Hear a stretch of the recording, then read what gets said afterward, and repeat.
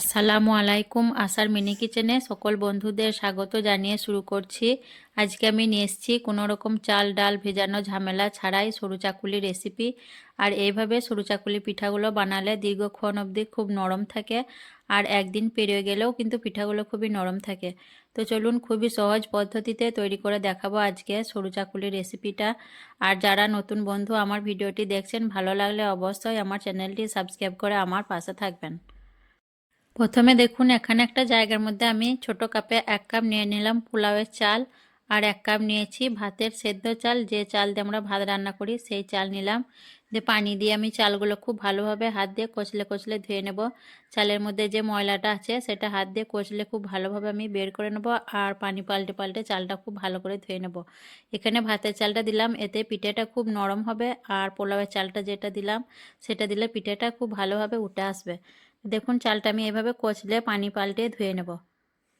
তারপর দেখুন চালগুলো আমি খুব ভালোভাবে পানি পাল্টে পাল্টে 6-7 বার পানি পাল্টে ভালো করে ধুয়ে নিয়েছি। এখন আমি এর মধ্যে দিয়ে দিচ্ছি যে কাপে চাল নিয়েছিলাম সেই কাপে 2.5 কাপ পানি, আর দিয়ে দিচ্ছি পরিমাণ মতো নুন। দিয়ে এটা আমি গ্যাসের চুলায় চাপিয়ে দেবো গ্যাস অন করে। এখন আমি গ্যাসটা অন করে হাঁড়িটা গ্যাসের মধ্যে বসিয়ে দিলাম। দিয়ে একটু জাল করে নেব। একটা চামচ দিয়ে আমি একটু নাড়াচাড়া করে নুনটা চালের সঙ্গে ভালো করে মিশিয়ে দিচ্ছি। কিছুক্ষণ জাল করার পর দেখুন চাল থেকে বলদ উঠতে শুরু করেছে। এখন আমি একটু নাড়াচাড়া করে দিচ্ছি। দিয়ে আমি গ্যাসের ফ্লেমটা বন্ধ করে দেব। চালটা কিন্তু পুরোপুরিভাবে ফুটাবো না। চালটা দেখুন ঠিক এই পর্যায়ে আমি গ্যাসের চুলাটা বন্ধ করে দেবো, আর এর থেকে বেশি আমি চালটা ফুটাবো না, তাহলে কিন্তু ভাতের মতো হয়ে যাবে। যেভাবে আমরা ভাত রান্না করি সেরকম হয়ে যাবে। এই পর্যায়ে গ্যাসটা বন্ধ করে দিলাম। দিয়ে এইভাবে আমি 10 থেকে 15 মিনিট রেখে দেব। 15 মিনিট রেখে দেওয়ার পর দেখুন চালটা অনেকটা ফুলে উঠেছে, আর পানিটাও অনেকটা কমে গেছে। এখন আমি এই চালগুলো পানি সহ একটা মিক্সার ব্লেন্ডারে নিয়ে নেব। চালগুলো দেখুন আমি একটা মিক্সার ব্লেন্ডারের মধ্যে নিয়ে নিচ্ছি। দিয়ে খুব ভালো করে একটা মিহি পেস্ট বানিয়ে নেব। দেখুন মিক্সিতে আমি একটা মিহি পেস্ট বানিয়ে নিয়েছি, আর পেস্ট বানানোর সময় এখানে আমার 2 কাপ আরও পানি লেগেছিল। 2 কাপ পানি দিয়ে পেস্টটা বানিয়েছি। আর পেস্টের মধ্যে মনে হচ্ছে অল্প চালের দানা রয়ে গেছে, তার জন্য আমি এটা পরে ছেঁকে নেব। এখন আমি 1 কাপ করে পানি দিয়ে পাতলা একটা ব্যাটার তৈরি করে নেব।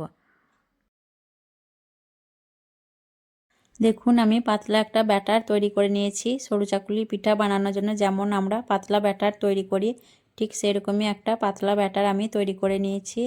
আর এখানে আমার মোট আরও 2.5 কাপ পানি লেগেছে ব্যাটারটা তৈরি করার জন্য। ব্যাটারটা তৈরি করার পর দেখুন আমি একটা নেট পেঁচের মাধ্যমে ব্যাটারটা ছেঁকে নিচ্ছি। এতে করে যে চালের দানাগুলো রয়ে গেছে সেগুলো এর মধ্যে আটকে যাবে। দেখুন ছেঁকে নেওয়ার ফলে যে চালের দানাগুলো ছিল সেগুলো আলাদা হয়ে গেল, আর ব্যাটারটাও পরিষ্কারভাবে তৈরি হয়ে গেল। এখন আমি পিঠেগুলো বানিয়ে নেব। পিঠেগুলো বানানোর জন্য আমি তাওয়াটা ভালো করে গরম করে একটু তেল ব্রাশ করে নিচ্ছি হালকা করে। দিয়ে তারপর দেখুন আমি একটা চামচ দিয়ে ব্যাটারটা উপর থেকে ছড়িয়ে দিচ্ছি এভাবে করে অল্প অল্প করে। আর পিঠেটা দেখুন পিঠেটা থেকে জালি তৈরি হতে শুরু করে দিয়েছে। ব্যাটারটা দেওয়ার পর আমি একটু তাওয়াটা ধরে একটু গোল করে ঘুরিয়ে দেব। আর আমার তাওয়াটা যেহেতু খুব বড় সাইজের, তার জন্য পিঠেটা আমি পুরো তাওয়ার মধ্যে করতে পারছি না, তাহলে অনেক বড় হয়ে যাবে। তার জন্য পিঠেটা একটু গোল হচ্ছে না। আর পিঠের মধ্যে দেখুন অনেক জালি তৈরি হয়ে যাচ্ছে। তো এখন আমি কিছুক্ষণ হতে দেবো উপর দিকটা, তারপর আমি পিঠেটা পাল্টে নেব। কিছুক্ষণ পর দেখুন পিঠের সাইড থেকে আমনা আমনা উঠে আসছে। এই পর্যায়ে আমি পিঠেটা একবার পাল্টে নেব, আর এই দিকটা কয়েক সেকেন্ডের মতো সেঁকে নেব। তারপর আমি পিঠেটা তুলে নেব। নিচের দিকটা কয়েক সেকেন্ড সেঁকে নেওয়ার পর এখন আমি পিঠেটা তুলে নিচ্ছি। পিঠে থেকে দেখুন খুব সুন্দরভাবে জালি তৈরি হয়েছে সাদা ধপধপে। আর এখন একটা ছিদ্রওয়ালা থালার মধ্যে আমি পিঠেটা তুলে নিচ্ছি, তাহলে দুই দিক থেকে হাওয়া পেলে পিঠেটা তাড়াতাড়ি ঠান্ডা হয়ে নরম তুলতুলে হয়ে যাবে। তারপর আবারও আমি তার মধ্যে তেল ব্রাশ করে নিচ্ছি। প্রত্যেকবার পিঠে দেওয়ার আগে আমি তেল ব্রাশ করে নেব তার মধ্যে। তারপর আমি আবারও একইভাবে চামচ দিয়ে অল্প অল্প করে ব্যাটারটা দিয়ে দিচ্ছি পিঠে তৈরির জন্য। আর পিঠেগুলো দেখুন খুব সুন্দরভাবে জালি আসছে। আর প্রত্যেকটা পিঠে এরকম জালিদার তৈরি হবে আর খুব নরম হবে। পিঠেগুলো দেখুন দেখে খুব সুন্দর লাগছে।